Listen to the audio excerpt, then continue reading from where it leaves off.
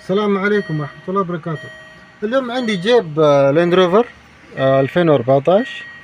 الدوكسيل في السيارة ما تشتغل، أحيانا تشتغل تطفي، ما راضي تشتغل، أحيانا تشتغل وتطفي. فأنا فحصت الكويلات حقتها والبواجي حقتها الأمامية، كويلات بواجي واصلة كهرباء، بخاخ واصل كهرباء حقها، في الكويلات في كهرباء. طيب أنا فحصت الكهرباء حقت الفياش حقت هذا، وفحصت الكويل بيطلع كهرباء طيب، والبخاخ حقها فيه كهرباء برضو، وبس البنزين حقها مو واصل، بنزين مو واصل. ف احتمال كبير انه في مشكلة في الطرمبة حقتها، طرمبة البنزين حقها راكب هنا تحت المقعد. انا فكيت الطرمبة البنزين حقها فكيت الطرمبة البنزين حقها، يعني فكيت الغطاء حقها هذا وشلت المقعد، هو يجي تحت المقعد طبعا. فكيت الغطاء وفكيت الافياش حقتها، اليات حقتها ما فيها بنزين، البنزين مو واصل، اليات حقتها هذه فصلتها وما في بنزين. كشفت على الكهرباء حقتها، كهرباء واصلة. فدحين نحاول نرفع السيارة فوق وننزل التانكي ونطلع الطرمبة ونغير الطرمبة، احتمال الطرمبة حقتها خربانة. بعدين معلش، بعدين حتى الفيش حقها هذا خربان مو نظيف. خلينا نطلع الفيش وأوريكم كيف. طيب انا طلعت الفيش حقها، شايفين الفيش حقها؟ انا حطيت فيه سلك، الفيش حقها سايح، انا حطيت السلك هذا عشان اجرب السيارة تشتغل ما تشتغل، بس برضه ما اشتغل، عشان مكان الفيش كمان حقها انحرق، الفيش الداخلي كمان حقها انحرق، الداخلي المدخل حق الفيش كمان محروق. فنغير الطرمبة، مع انه راعي السيارة مغير الطرمبة اول، هو يقول لي انا غيرت الطرمبة قريب، يمكن قريب سنة وشوية. فانا احاول اغير الفيش هذا ونغير لها طرمبة ان شاء الله تشتغل معنا السيارة. رانج روفر 2014. فانا فحصت على اول ما نزلها بالونش، فحصت الكويلات، فحصت البخاخات، الكويل في اشعال، يعني في كهرباء حقتها بدي شرارة، فالبوجة حقتها سليمة كمان. فبعدين قلت خلينا نشوف البنزين ما كان واصل، اديتها بنزين شوية من برا، اشتغلت السيارة وطفت. فبعدين جيت شفت في الكتالوج، شفت الطرمبة حقتها هنا. دحين نقول بسم الله، نفك شو اسمه، اول شيء الطرمبة، نتأكد من الطرمبة وبعدين نسوي الفيش. طيب اخوان، انا صلحت الفيش نفسه، جبت له كليبس، هذا الكليبس حقه القديم، هذه المسقبية القديمة طبعا طلعتها كانت محروقة. نكبل التصوير، شايفين الكليبس حقه هذا كان مسخن، هو السلك انا حطيت السلك هذا عشان يلمس ويشغل السيارة. ف هذا الفيش حقها، ولفت لها مسقبية حق السيارة تويوتا، هذا سلك حقه وهذه المسقبية، يمكن ان شاء الله تكون باينة معاكم واضح. نكبر الصورة، الفيديو قصدي. هذا الكليبس الجديد حقها،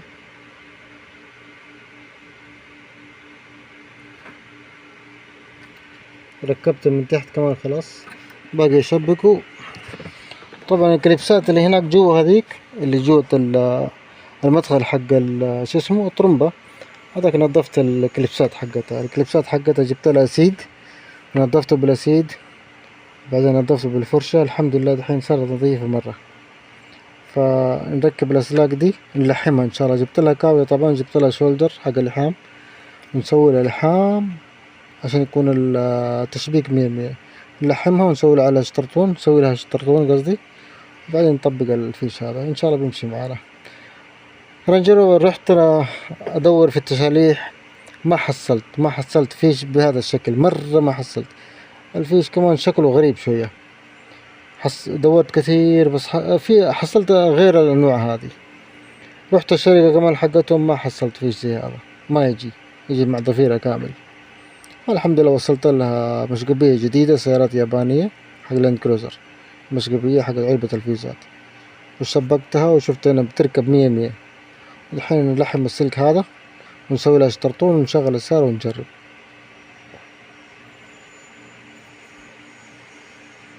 المشكلة كانت كلها من الكربون، كنت ركب الفيش برضو ما كانت بتشتغل، علشان الكليبس ما كان بوصل كهرباء.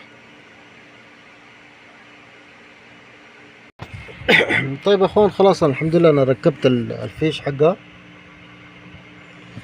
ركبت الفيش. بعد ما ركبت الفيش طبعا مسكت السلاك دي بالزرادية.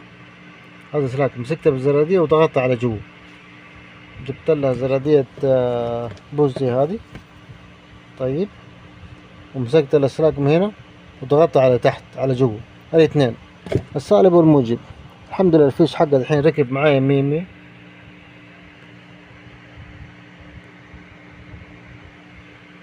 الفيش حقها راكب الحين 100 الحمد لله.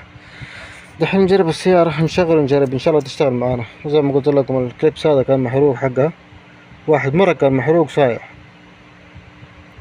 هذا حق ايش اسمه السالب، مو الموجب، السالب الارضي حقها،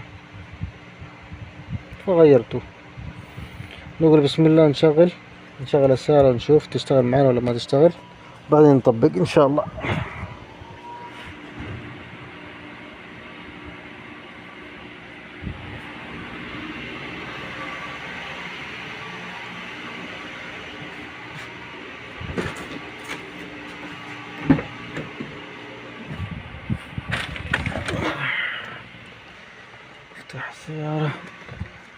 مفتاح السيارة موجود. هذا مفتاح السيارة. نقول بسم الله، بسم الله الرحمن الرحيم يا رب.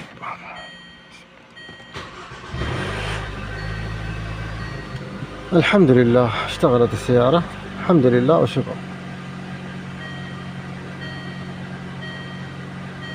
الحمد لله وشكرا. الهواء حقها شوية مرفوع، الار بي ام حقها شوية فوق عالي علشان السيارة باردة، الحرارة باردة دوبها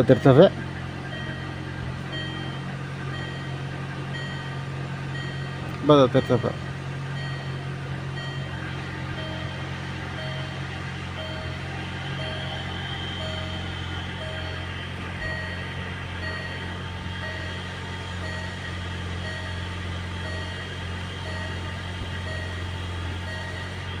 الحمد لله السيارة اشتغلت. خليها انا شوية شغالة، اخليها شغالة قبل لا اطبق علشان نتأكد بس.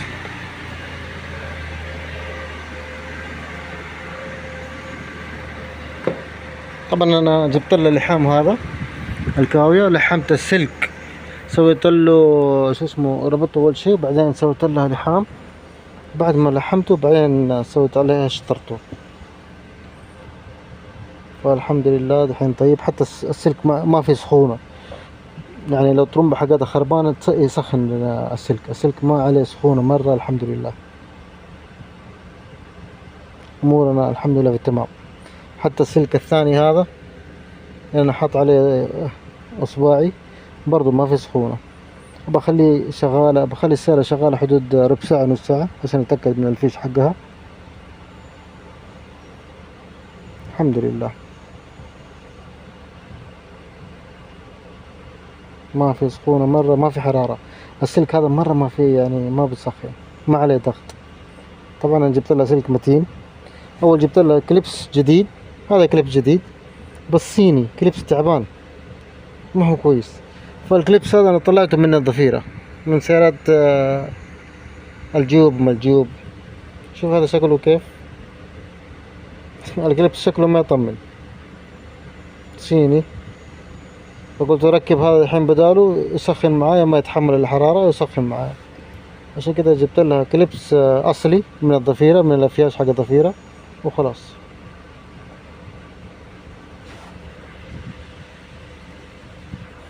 نخليها شغالة معانا، نخليها شغالة حدود نص ساعة عشان نتأكد من الضفيرة حقتها.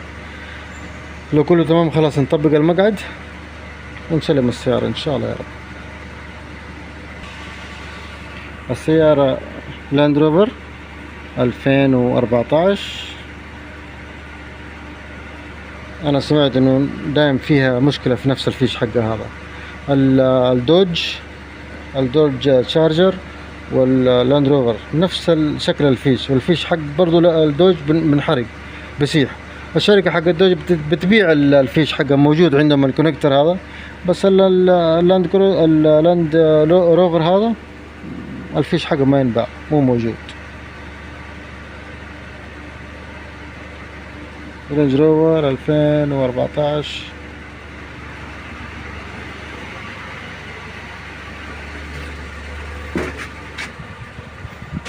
نخليها شغالة. السيارة ما شاء الله جات حرارتها قريب النص.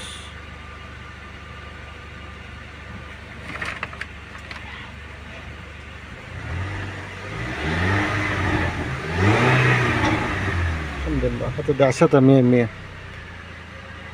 الطرمبة لو تكون خربانة طبعا ما تمسك دعسة، بتطرطع تفتف. السيارة ما في شيء الحمد لله، الماكينة حقتها راسية كذا. الحمد لله خلصت السيارة، أنا جهزتها، بس بعد ما نطبق بعدين نسوي آخر فيديو وخلاص.